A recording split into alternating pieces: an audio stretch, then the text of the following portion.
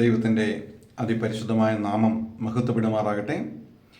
G of ഗുഡ്നസ്സിലെ Christian ചാനലിലേക്ക് എല്ലാവർക്കും യേശുക്രിസ്തുവിൻ്റെ നാമത്തിലുള്ള സ്നേഹവന്ദനത്തെ അറിയിക്കട്ടെ.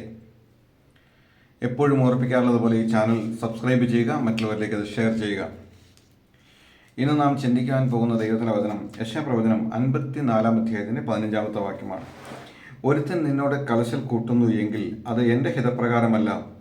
ആരെങ്കിലും നിന്നോട് കലശൽ കൂട്ടിയാൽ അവൻ നിന്റെ നിമിത്തം വീഴും. ഇത് മറ്റൊരു തർജ്ജമയിൽ ഇങ്ങനെയാണ് പറയുന്നത്: ആരെങ്കിലും അക്രമം ഇളക്കി വിട്ടാൽ അത് ഞാൻ മൂലമായിരിക്കുകയില്ല. നിന്നോട് കലഹിക്കുന്നവൻ നീ മൂലം നിലംപതിക്കും. ഇസ്രായേൽ ജനത്തോടുള്ള ബന്ധത്തിലാണ് ദൈവം ഇത് പറയുന്നത് എങ്കിലും നമ്മോടുള്ള ബന്ധത്തിലും ഇത് ഇങ്ങനെ നിലകൊള്ളുന്നു എന്ന് നമുക്ക് തിരുവെഴുത്തിൻ്റെ അടിസ്ഥാനത്തിൽ മനസ്സിലാക്കുവാനായിട്ട് സാധിക്കും. കാരണം ഇസ്രായേലിനെ ദൈവം തെരഞ്ഞെടുത്തതുപോലെ രക്ഷിക്കപ്പെട്ട ഓരോ ദൈവബദലിനെയും ദൈവം തെരഞ്ഞെടുത്തതാണ്, ദൈവത്തിൻ്റെ വിളിയിൽ ഉൾപ്പെട്ടതാണ്. ഇസ്രായേൽ ജനത്തിനെതിരെ കൂട്ടം കൂടി മറ്റു രാജ്യങ്ങൾ ചുറ്റും നിന്ന് കൂട്ടം കൂടിയപ്പോഴൊക്കെയും ഇസ്രായേലിൻ്റെ ചരിത്രം നാം പരിശോധിക്കുമ്പോൾ ആ കൂട്ടം കൂടിയ ആ അയൽ രാജ്യങ്ങളെല്ലാം താറുമാറായി പോകുന്നത് നമുക്ക് കാണുവാനിടയായിട്ടുണ്ട്. കഴിഞ്ഞ വർഷവും ഗസയിലുള്ള ആളുകൾ ഇസ്രായേലിലേക്ക് നുഴഞ്ഞു വന്ന് ഇസ്രായേലിലെ ജനങ്ങളെ ബന്ദികളായി പിടിച്ചുകൊണ്ട് പോയതിൻ്റെ ഫലമായിട്ട് ഗസ നിർമൂലമായിക്കൊണ്ടിരിക്കുന്ന ഒരു കാഴ്ച നാം കണ്ടുകൊണ്ടിരിക്കുകയാണ്. രക്ഷിക്കപ്പെട്ട ഓരോ ദൈവവേദനയുടെ ജീവിതത്തിലും ഇതുപോലെയുള്ള 100 അനുഭവങ്ങൾ എനിക്ക് നിങ്ങൾക്കും പറയുവാനായിട്ടുണ്ടാവും. ഞാൻ 94 ജനുവരി 9 രക്ഷിക്കപ്പെട്ടത്. രക്ഷിക്കപ്പെട്ട ഏകദേശം ഒരു 1-2 മാസം കഴിഞ്ഞപ്പോൾ ഞാൻ തൃശ്ശൂരാണ് ഞാൻ താമസിച്ചുകൊണ്ടിരിക്കുന്നത്. ആ സമയത്ത് ഞാൻ എൻ്റെ നാട്ടിലേക്ക്, കോലഞ്ചേരിക്ക് അടുത്തുള്ള എൻ്റെ നാട്ടിലേക്ക് ഞാൻ പോവുകയുണ്ടായി. അപ്പോൾ എൻ്റെ ഹൃദയത്തിൽ യേശുക്രിസ്തുവിനെക്കുറിച്ച് മറ്റുള്ളവരോട് പറയാനുള്ള വലിയ വാഞ്ചയും ആഗ്രഹമുണ്ട്. അപ്പോൾ എൻ്റെ ഒപ്പം പഠിച്ച ചില സുഹൃത്തുക്കൾ അവിടെ ഒരു ചായക്കടയിൽ ഇരിക്കുന്നതുകൊണ്ട് ഞാൻ ആ ചായക്കടയിലേക്ക് ചെന്നു. ഞാൻ ആ ചായക്കടയിൽ കയറിയിരുന്നു, അവരുടെ സംസാരം കേട്ടുകൊണ്ട് അവിടെ ഇരിക്കുകയാണ്. അങ്ങനെ ഇരുന്നപ്പോൾ അവരെന്നോട് നീ എപ്പോഴാണ് വന്നതെന്നെല്ലാം ചോദിച്ച് ഞാൻ മറുപടി എല്ലാം പറഞ്ഞു. അപ്പോൾ അതിൽ ഒരുത്തൻ, ഞാൻ സൺഡേ സ്കൂളിൽ പഠിക്കുന്ന സമയത്ത് ഏറ്റവും കൂടുതൽ സമ്മാനങ്ങൾ വാരിക്കൂട്ടിയ ഒരുവനാണ് അവൻ. എനിക്കന്നൊന്നും സമ്മാനം കിട്ടുമായിരുന്നില്ല. അപ്പോൾ ഞാനിങ്ങനെ ദുഃഖത്തോടെ ഓർക്കുമായിരുന്നു, ദൈവമേ അവർക്കൊക്കെ അതിനുള്ള കഴിവുണ്ട്, എനിക്ക് സൺഡേ സ്കൂളിൽ അങ്ങനെയൊന്നും മത്സരത്തിൽ പങ്കെടുത്ത് ജയിക്കാനുള്ള കഴിവില്ല. ആ പെരുന്നാൾ സമയത്ത് ആ സൺഡേ സ്കൂളിൻ്റെ വാർഷികം നടന്നു കഴിയുമ്പോൾ അവരുടെ എല്ലാം പേരുകൾ വിളിച്ച് കുറേ സമ്മാനങ്ങൾ വാങ്ങിക്കുന്ന ഒരു ചെറുപ്പക്കാരൻ അവൻ അവിടെ ഉണ്ടായിരുന്നു. അപ്പോൾ അവൻ എന്നോട് ചോദിച്ചു, എന്താണ് നിനക്കൊരു വ്യത്യാസമൊക്കെ ഫീൽ ചെയ്യുന്നുണ്ടല്ലോ, എന്താണ് സംഭവിച്ചതെന്ന് ചോദിച്ചു. അപ്പോൾ ഞാൻ പറഞ്ഞു, ഞാനിങ്ങനെ യേശുക്രിസ്തുവിനെ എൻ്റെ രക്ഷിതാവും കർത്താവുമായിട്ട് സ്വീകരിച്ചു, ഞാനിങ്ങനെ രക്ഷിക്കപ്പെട്ടു എന്ന് അവനോട് പറഞ്ഞു. കുറേ കൂട്ടുകാർ വേറെയുണ്ട്. ഉടനെ അവനോട് പറഞ്ഞു, അവൻ്റെ ഒരു യേശു എന്നൊക്കെ പറഞ്ഞ് എന്നെ അവിടെ ഇട്ട് കളിയാക്കുവാനിടയായിട്ട് തീർന്നു. അപ്പോൾ അവരെന്നെ കളിയാക്കിയപ്പോൾ ഞാൻ അവിടെ ഇരുന്നില്ല. ഞാൻ ആ കടയ്ക്ക് പുറത്ത് അതിൻ്റെ മതിലിൽ ചാരി, ഒരു പാതിലധികം ഉയരമുള്ള ഒരു മതിലുണ്ട്, ആ മതിലിൽ ചാരി, ഞാൻ കടയ്ക്ക് വെളിയിൽ ആ മതിലിൽ ചാരി നിൽക്കുകയാണ്. ഞാനിങ്ങനെ നിന്നുകൊണ്ട് ആലോചിക്കുകയാണ്, അന്ന് അത്രമാത്രം സൺഡേ സ്കൂളിൽ വെച്ച് ദൈവവചനം എല്ലാം പഠിച്ച് സമ്മാനങ്ങൾ വാരിക്കൂട്ടിയ ഇവൻ ഞാൻ യേശുക്രിസ്തുവിനെ കുറിച്ച് പറയുമ്പോൾ സന്തോഷിക്കുമെന്ന് വിചാരിച്ചപ്പോൾ ഇപ്പോൾ അവൻ യേശുക്രിസ്തുവിനെ നിഷേധിക്കുന്ന രീതിയിൽ സംസാരിച്ചത് എന്തായിരിക്കും എന്നിങ്ങനെ ചിന്തിച്ചുകൊണ്ട് ഞാൻ നിൽക്കുകയാണ്. പെട്ടെന്നാണ് ഒരു ബസ് സ്റ്റോപ്പാണ് ഈ കട നിൽക്കുന്നത്, എൻ്റെ വീടിനടുത്ത് തന്നെയാണ്. ആ ബസ് സ്റ്റോപ്പിലേക്ക് ഒരു ബസ് വന്ന് നിൽക്കുകയും അതിൽ നിന്ന് ഒരു കുടിയനായ ഒരു മനുഷ്യൻ, അയാളുടെ പേര് അയ്യപ്പൻ എന്നാണ്. ഇയാൾ എന്നെ കണ്ടു കഴിഞ്ഞാൽ എപ്പോഴും പ്രശ്നത്തിന് വരും. എന്നേക്കാൾ എത്രയോ വയസ്സിന് മൂത്താണെന്നറിയാമോ, പക്ഷേ ഒരു കുടിയനും ഒരു തൻ്റെടിയും ഒരു പ്രശ്നക്കാരനുമായിട്ടുള്ള ഒരു വ്യക്തിയാണ്.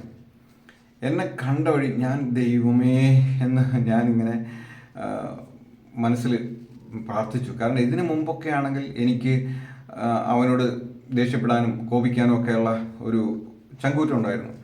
ഇപ്പോൾ ഞാനിങ്ങനെ ദൈവവേദലായി മാറിയതിൻ്റെ പേരിൽ കർത്താവേ ഞാനിപ്പോൾ പ്രശ്നത്തിലകപ്പെട്ടല്ലോ, ഇവനിപ്പോൾ എൻ്റെ അടുക്കൽ വന്ന് പ്രശ്നം ഉണ്ടാക്കുമല്ലോ എന്ന് ചിന്തിച്ച് ഞാനിങ്ങനെ നിൽക്കുന്നതും പെട്ടെന്ന് അവൻ എൻ്റെ അടുക്കലേക്ക് വന്നിട്ട് എപ്പോഴാണ് വന്നേ എന്ന് ചോദിച്ചു. ഞാൻ പറഞ്ഞു, ഞാൻ കുറച്ച് സമയമായി വന്നിട്ടെന്ന് പറഞ്ഞു. എന്തൊക്കെയുണ്ട് വിശേഷം, എന്നെ നീ തൃശ്ശൂർക്ക് കൊണ്ടുപോകണം, എനിക്കവിടെ പണി മേടിച്ചു തരണം എന്നൊക്കെ പറഞ്ഞ് പതുക്കെ ഞാൻ പറഞ്ഞു, നോക്കാം, നമുക്ക് ശ്രമിക്കാം. പിന്നെ അങ്ങോട്ട് തുടങ്ങി. പിന്നെ എന്നോട് ആവശ്യമില്ലാണ്ട് ആൾ ചീത്ത പറയുകയും തെറി പറയുകയൊക്കെ ചെയ്യും. അപ്പം ഞാൻ ഒന്നും പറ്റാത്തവനായിട്ട് ഞാനവിടെ നിൽക്കുക. എൻ്റെ ദൈവമേ എന്ത് ചെയ്യും, എങ്ങനെ ഇവിടെ നിന്ന് രക്ഷപ്പെടും, ഞാൻ ഓടിപ്പോയാൽ ഒരു നാണക്കേട്, ആകെ ഒരു വല്ലാത്തൊരവസ്ഥയിൽ ഞാനിങ്ങനെ നിൽക്കുക. എനിക്കൊന്നും ചെയ്യാൻ കഴിയാതെ ഞാൻ നിൽക്കുന്ന സമയത്ത് വേറൊരു ബസ് വീണ്ടും അവിടെ വന്നു. ആ ബസ്സിൽ നിന്ന് ഒരാൾ ഇറങ്ങി. ആ ബസ്സിൽ നിന്ന് ഒരാൾ ഇറങ്ങിയ വഴി ഈ അയ്യപ്പൻ്റെ ശ്രദ്ധ ആ വ്യക്തിയിലേക്ക് പോയി. ആ വ്യക്തിയിലേക്ക് പോവുകയും ആ വ്യക്തി അവിടെ കിടന്ന് ഇവർ തമ്മിൽ വഴക്കുണ്ടാക്കുകയും ചെയ്തു. അങ്ങനെ വഴക്കുണ്ടായി. അങ്ങനെ എന്നോട് ചോദിച്ചു, നീ എപ്പോഴാണ് വന്നതെന്ന് ചോദിച്ചു. ഞാൻ പറഞ്ഞു, ഞാൻ കുറച്ച് നേരമായി വന്നിട്ടെന്ന് പറഞ്ഞു. അങ്ങനെ അത് കഴിഞ്ഞിട്ട് ഇവർ തമ്മിൽ വഴക്കുണ്ടാക്കുകയും അവിടെ ഒരു അടി ഉണ്ടാവുകയും ഈ അയ്യപ്പൻ എന്ന് പറയുന്ന ആളെ അവിടുന്ന് അടിച്ച് ഓടിക്കുകയും ചെയ്തു. ഓടാന്ന് പറഞ്ഞ് അവനെ അടിച്ച് അവിടുന്ന് ഓടിക്കുന്ന ഒരു സംഭവം ഉണ്ടായി. ഒരു കാരണവും കൂടാതെ നമ്മുടെ നേരെ യുദ്ധത്തിന് വരുമ്പോൾ, അല്ലെങ്കിൽ പ്രശ്നത്തിന് വരുമ്പോൾ, അല്ലെങ്കിൽ കൂട്ടം കൂടുന്നെങ്കിൽ, കലശൽ കൂട്ടുന്നുവെങ്കിൽ അവൻ നിന്റെ നിമിത്തം വീഴുമെന്ന് ദൈവവചനം പറയുന്നു. ഇതുപോലെ തന്നെ എൻ്റെ ഒരു കഷ്ടകാല സമയമുണ്ടായിരുന്നു. എല്ലാവർക്കും ഉണ്ടാകുന്നത് പോലെ പല കഷ്ടകാലങ്ങളും എനിക്കുണ്ടായിട്ടുണ്ട്. ഫൈനാൻഷ്യലി ഞാൻ തകർന്നു പോയ ഒരു കാലഘട്ടം ഉണ്ടായിരുന്നു. ഒരു 7 വർഷക്കാലത്തോളം കടഭാരം മൂലം ഞാൻ തകർന്നു പോയൊരു സമയമുണ്ട്. എൻ്റെ കർത്താവിനെ അറിഞ്ഞതിന് ശേഷമാണ്. കടഭാരം മൂലം കർത്താവിനെ അറിഞ്ഞ ഒരാളല്ല ഞാൻ കർത്താവിനെ അറിയുന്ന സമയത്ത് പാപഭാരം മാത്രമായിരുന്നു എൻ്റെ പ്രശ്നം. എന്നാൽ കർത്താവിനെ അറിഞ്ഞതിന് ശേഷം ഞാൻ നല്ല രീതിയിൽ പോയിക്കൊണ്ടിരുന്നു. എന്നാൽ ഒരു ചതിയിൽപ്പെട്ട് എൻ്റെ ബിസിനസ് തകരുകയും ഞാൻ വിചാരിക്കാത്ത നിലയിൽ ഒരു കടക്കാരനായി മാറുകയും ചെയ്തു. അപ്പോൾ എൻ്റെ ബന്ധുവായ ഒരു വ്യക്തിക്ക് ഞാനൊരു 40,000 രൂപ കടം വാങ്ങിയിട്ടുണ്ടായിരുന്നു. 6 മാസങ്ങളിൽ കൊടുക്കാമെന്നുള്ള കരാറിലാണ് വാങ്ങിയത്. എന്നാൽ എനിക്കത് കൊടുക്കാൻ പറ്റിയില്ല. അപ്പോൾ ഞാൻ ആ വ്യക്തിയോട് പറഞ്ഞു, നിനക്ക് എത്ര നഷ്ടം വേണമെങ്കിലും ഞാനത് തന്നുകൊള്ളാം. ഇപ്പോൾ എൻ്റെ കയ്യിലില്ല, നീ എനിക്കൊരു സാവകാശം തരിക. എനിക്ക് 2-3 സ്ഥലങ്ങൾ വിൽക്കാനുണ്ട്. അതിലേതെങ്കിലും ഒന്ന് വിറ്റ് ഞാൻ നിന്റെ പൈസ തരാം. നിനക്ക് ഇരട്ടി പൈസ തരാം. നീ ദയവേത് പ്രശ്നത്തിനൊന്നും വരരുത് എന്ന് അവനോട് പറഞ്ഞു. എന്നാൽ മറ്റുള്ള ആരും എന്നോട് പ്രശ്നത്തിനൊന്നും വന്നില്ല. ഇവൻ്റെ സ്വന്തക്കാരെ കൂട്ടി എൻ്റെ അടുക്കൽ ഒരു ദിവസം പ്രശ്നത്തിലായിട്ട് വന്നു. അവരെല്ലാവരും കൂടെ വന്നിട്ട് പറഞ്ഞു, ഇപ്പോൾ തന്നെ പൈസ കിട്ടണം. ഞാൻ പറഞ്ഞു, എൻ്റെ കയ്യിൽ പൈസ ഇല്ല ഇപ്പോൾ. ഞാൻ വെച്ചുകൊണ്ട് തരാതിരിക്കുന്നതല്ലല്ലോ. എൻ്റെ ഏതെങ്കിലും ഒരു സ്ഥലം വിറ്റാൽ ഞാൻ ഉടനെ തന്നെ നിൻ്റെ പൈസ തരാം. അപ്പോൾ അവന് പലിശ വേണം. ഞാൻ പറഞ്ഞു, നീ പറയുന്ന പലിശ തരാം. നിന്നോട് വാങ്ങിയതിൻ്റെ ഇരട്ടി പൈസ എനിക്ക് ഞാൻ തരാം. നീ പ്രശ്നം ഉണ്ടാക്കലേ എന്ന് വളരെ പറഞ്ഞെങ്കിലും അവിടെ കിടന്നുകൊണ്ട്, എൻ്റെ വീടിൻ്റെ മുറ്റത്ത് കിടന്നുകൊണ്ട് ഇവർ 4 പേര് ഭയങ്കരമായിട്ട് പ്രശ്നം ഉണ്ടാക്കി. ഇതുവരെയും ഞാൻ വേറെ പലർക്കും പൈസ കൊടുക്കാണ്ട് അവരാരും വന്ന് എൻ്റെ വീടിൻ്റെ മുറ്റത്ത് നിന്ന് പ്രശ്നം ഉണ്ടാക്കിയിട്ടില്ല. എനിക്ക് 2 കുഞ്ഞുങ്ങൾ അവർ പഠിച്ചുകൊണ്ടിരിക്കുകയാണ്. ഞാൻ കുഞ്ഞുങ്ങളോട് പറഞ്ഞ, മക്കളെ, നിങ്ങൾ ആ വീടിൻ്റെ പുറകിലുള്ള പറമ്പിൽ പോയിരുന്ന് നിങ്ങൾ പ്രാർത്ഥിച്ചോ, പേടിക്കൊന്നും വേണ്ട എന്ന് പറഞ്ഞു. ഏകദേശം രാവിലെ ഒരു 5:30 ഇവരെൻ്റെ വീട്ടിലേക്ക് വന്നതാണ് വെളുപ്പിന്. അന്നേരം തുടങ്ങിയ തെറിപറച്ചിലും ചീത്തപറച്ചിലുമായിട്ടൊരു 11 മണി വരെയും ഇവരവിടെ നിന്ന് യുദ്ധം നടത്തിക്കൊണ്ടിരുന്നു. ഞാൻ പറഞ്ഞു, അവരോട് പറഞ്ഞു, ഞാൻ നിങ്ങൾക്ക് പൈസ തരാം. അപ്പോൾ എൻ്റെ പേരിലുള്ള 50 സെൻറ്റ് സ്ഥലം അവർക്ക് കൊടുക്കണം. ഞാൻ പറഞ്ഞു, അങ്ങനെ എങ്ങനെ തരാൻ പറ്റുക? ന്യായമായിട്ടുള്ള വസ്തു തരാം, അല്ലെങ്കിൽ അതിനുള്ള ഇത് തരാമെന്ന് പറഞ്ഞു. ഇരട്ടി പൈസ പകരം തരാമെന്ന് പറഞ്ഞു. അവിടെ കിടന്ന് ഭയങ്കരമായിട്ട് എന്നെ ചീത്ത വിളിക്കുകയും എന്നെ അവമാനപ്പെടുത്തുകയും എന്നെ നിന്ദിക്കുകയും എല്ലാം ചെയ്തു. അവരിങ്ങോട്ട് പ്രശ്നത്തിന് വരുമ്പോൾ തന്നെ വഴിയിൽ വെച്ച് എന്നെ അറിയുന്ന ചില സുഹൃത്തുക്കൾ പറഞ്ഞു, എടാ, അവനിപ്പോൾ കുറച്ച് പ്രശ്നത്തിലാണ്, നിങ്ങൾ അവിടെ പോയി പ്രശ്നം ഉണ്ടാക്കല്ലേ, അവൻ കുറച്ച് സാമ്പത്തികമായിട്ട് ഞെരുക്കത്തിലാണ്, അവൻ നിങ്ങളെ പൈസ തരും, നിങ്ങൾ അവിടെ പോയി പ്രശ്നം ഉണ്ടാക്കില്ല എന്ന് താക്കീത് പറഞ്ഞു വിട്ടതും കൂടിയാണ് അവർ. അതൊന്നും വകവയ്ക്കാതെ വന്ന് എൻ്റെ സ്വന്തക്കാരാണ് ആയിരുന്നു, ഇപ്പോൾ ആരുമല്ല. അങ്ങനെ അവിടെ വന്ന് അവർ വളരെ പ്രശ്നങ്ങളുണ്ടാക്കി. അവരെല്ലാം പോയി. എന്നാൽ ദൈവത്തിൻ്റെ കൃപയാൽ ചില മാസങ്ങൾ കഴിഞ്ഞപ്പോൾ എൻ്റെ വസ്തു വിൽക്കുകയും ഞാൻ 40,000 രൂപയ്ക്ക് 80,000 രൂപ ആദ്യമേ കൊണ്ടുപോയി കൊടുത്തത് അവരുടെ പണമാണ്. ആ 80,000 രൂപ കൊടുത്ത് എൻ്റെ ആ ഒരു ബാധ്യത ഞാൻ ഒഴിവാക്കുകയും ചെയ്തു. എന്നാൽ പിന്നീട് സംഭവിച്ച കാര്യം, അതിനിടയ്ക്ക് എൻ്റെ വസ്തു അപായപ്പെടുത്തി അല്ലെങ്കിൽ ചതിച്ചു വാങ്ങാനുള്ള ശ്രമമൊക്കെ നടത്തി. അത് ദൈവകൃപയാൽ അത് പൊളിഞ്ഞു പോവുകയും അതിൽ നിന്നൊക്കെ ദൈവം എന്നെ സഹായിക്കുകയും ചെയ്തു, രക്ഷപ്പെടുത്തുകയും ചെയ്തു. നമ്മളൊരു കഷ്ടകാലം വരുമ്പോൾ നമുക്ക് എഴുന്നേറ്റ് നിൽക്കാൻ ശക്തിയില്ലാത്ത രീതിയിൽ നമ്മളായിപ്പോകും. എന്നാൽ ആ സമയത്ത് നമ്മൾ ആക്രമിക്കാൻ വരുന്നവരെ ദൈവം നോക്കിക്കൊണ്ടായിരിക്കുന്നത്. ഇവർ ഇങ്ങനെ എന്നെ അപമാനിക്കാനായിട്ട് വന്നു. എന്നാൽ ഞാൻ പറയട്ടെ, എൻ്റെ നീതി കൊണ്ടൊന്നുമല്ല, അവരുടെ ദുഷ്ടത കൊണ്ട് അവർ 3 പേരും, അതിലൊരാൾ ഈ ഭൂമിയിൽ നിന്ന് തന്നെ, 4 പേരിൽ 2 പേര് ഭൂമിയിൽ നിന്ന് തന്നെ മാറ്റപ്പെട്ടു.